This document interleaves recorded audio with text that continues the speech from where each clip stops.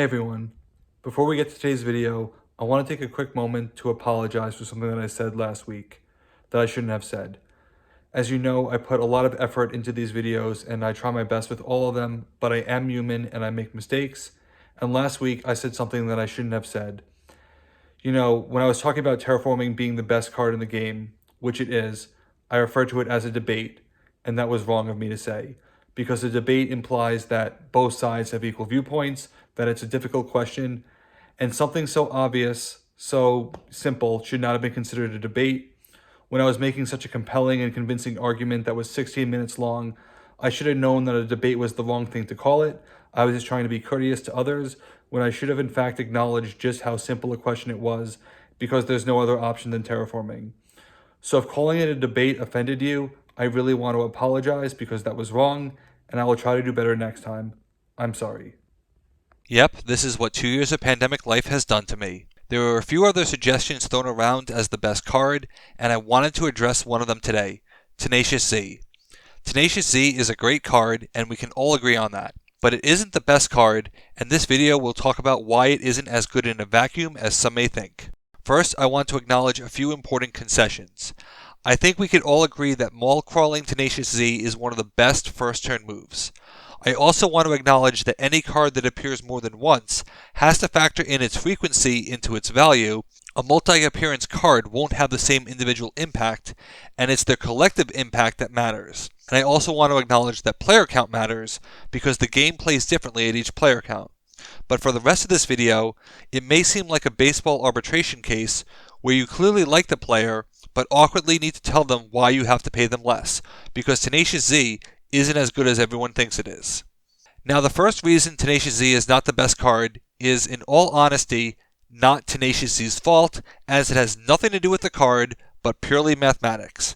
Terraforming is the best card in the game, and Tenacious Z is not terraforming, therefore Tenacious Z cannot be the best card in the game. All other cards would fail the same test because it's basic math. The second reason is that Tenacious Z fails the transplant test. One of terraforming's greatest strengths is that it fits in literally any context and doesn't need to be an alien card. Tenacious Z, however, only works as a zombie card. In fact, when you play Tenacious Z from hand, it's actually a below average card. It's a reduced power soldier with a dead ability until it gets to the discard pile. So to extract its value, you need to get it to the discard, and how does that happen? There are two main ways that are zombie cards, Walker and Mall Crawl. The value of Tenacious Z is directly tied to the successful uses of these cards in this context. That is, you take a chance on Walker, a bad card, and hit Tenacious Z, or you draw Mall Crawl early. And with Mall Crawl, if you draw it late, then it can be really bad, because you don't want to accelerate your deck sifting, because that is the zombie kryptonite. While this says more about Mall Crawl than Tenacious Z, it does point out that Tenacious Z has a bidirectional dependency on two bad cards. But there are other ways to get Tenacious Z to the discard. The simple way is to discard it in Phase 4, but the zombies have very little card draw to hand, because they are all replacement draws. Gravedigger and Grave Robbing take back a card, which are mid or late game plays.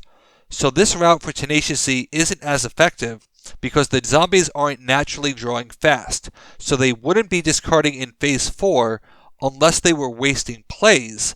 And this is a really important point. For Tenacious Z to start activating its ability, you need to not be playing other cards, because you play two cards and draw two cards each turn.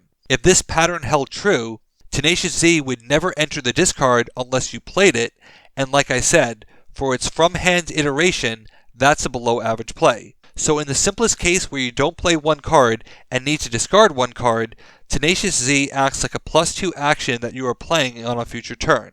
But this means that you had 9 cards before and drew 2, and how did you get to 9? That would mean 5 total turns of playing just one card just to get Tenacious Z to the discard, and that certainly is not a good trade. This is no different to me than saving a Zapbot or a Deputy for a big strike. Of course, I do acknowledge that Tenacious Z's value is in the long game, but how long is this actual game? Consider this. If I start with 5 cards, play 1, and draw 2, at the end of turn 1, I have 6 cards. Repeating for 4 turns, I discard my first card on turn 6. That's when Tenacious Z enters the discard, if it hadn't been played and sent to the discard from a base. The problem is, I have won entire games by this point through terraforming, full sail, or other high upside cards. And you've only gotten one Tenacious Z in the discard when you have two more to deal with. Of course, there is the route of aggressive draw, like the Wizards. Yes, aggressive draw would not only give you the certainty of drawing them early, but would also allow you to discard them through overdraw. But this same tactic is also the downfall, since drawing quickly means your deck is small, which means it resets, which is what you don't want the zombies to do. Now the zombies do have a backup plan in the form of Lend a Hand, to specifically prevent their discard from resetting, but this just highlights the dependency on another card. The simple fact is that there is a finite window in terms of game tempo where Tenacious Z is really strong, and it's smaller than you think. But let's say that the best case happens and all three Tenacious Zs are in the discard pile. It will take 3 turns for Tenacious Z to offer their full value, and the 6 power and 3 minions is really nice. But I don't want to discount how long that can be. Depending on how the game unfolds, a base can be gone in 3-player turns. In multiplayer, because of the dogpile effect, it could be gone even faster. And you do have a chance to get 2 of them out, in position to play a third. That's considerable power creep. Yes, there is a way to use Tenacious Z's incrementally to advance slowly and finish off the third, but it doesn't always work out like that. Sometimes I view Tenacious Z as the 2-power finisher to a burst that is free, and there's certainly value in that. But best card in the game? No.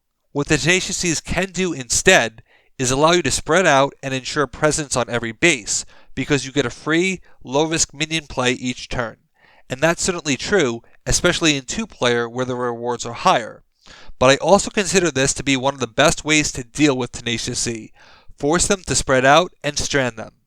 Being spread out, with the zombies having no natural movement, completely nullifies their ability and takes away the threat of incrementally adding on to your true target. This strategy also creates some very real anti-synergies with zombies in the form of reducing the unempty bases for Zombie Lord and Outbreak. Admittedly, in the same turn, this problem can be solved with order of events, but sometimes you don't know that you will draw Zombie Lord, and you spread out prematurely because you have to play Tenacious Z each turn, because you can only play one each turn. In some respects, one of its advantages is also its downfall. Realistically, I think that Tenacious Z's true value comes from 2 things roughly outside its control. The first is that there is little point to killing it. Why waste a Seeing Stars when they can just replay it? Why waste a cannon unless you had no other target? Then again, there are very few recruits I'm afraid of while being power 2, and if I had the chance to protect them, there are other recruits whose upside I'd greatly prefer. If you are playing a destruction-based faction, certainly Tenacious Z goes up in value, but it doesn't have the same mass appeal that a card like Terraforming has. The second factor is that Tenacious Z excels at exploiting some very specific bases, especially when destruction is involved from your partner, because you can keep farming them at no cost other than a once per turn limitation. And I think that's really important, like on a base like Cool Cat's Alley, except there's one problem. There is no way for the zombies to control what bases are out, and they are completely at the mercy of the random shuffle of the base deck. If there were a way to put the exact base you wanted into play, that would be different, but there is no way to search the base deck and grab exactly what you want, because that card would be insanely powerful, and even if one did exist, that creates a dependency on that hypothetical card, which would work completely without Tenacious Z. Somewhat ironically, the fact that Tenacious Z is lower power both helps and hurts it. It gives it some more synergy partners with power 2 synergy factors, but its lower power keeps the base in play longer, which means it stays out of the discard pile longer, which is where it wants to be. The lower power also makes it easier to destroy, which is the very thing that allows it to get put back into play. This quality is really interesting and makes Tenacious Z harder to evaluate, but even with all the upside, it's nowhere near the best card to me, even though I really like it. When I'm drafting what I perceive to be the best card, with the number 1 pick, I'm looking for a few things. The card can't miss, and there's a feeling that I don't care what else I get in the draft. I'm happy with this pick. In fact, I would assume that I get shut out of all the cards I take with it. And Tenacious Z doesn't pass this test. There are certain cards I'd feel compelled to take because Tenacious Z doesn't unlock its full power without them. Now some people would say that context matters, that Smash Up doesn't work that way, and I have two responses to those claims. The first is All-Stars, the very faction where you create your own faction context, where terraforming would clearly be too strong.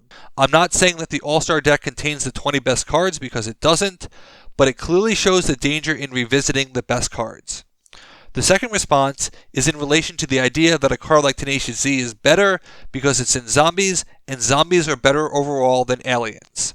To those who practice that sentiment, I would encourage them to watch sports, because this is precisely the MVP debate that drives everyone insane.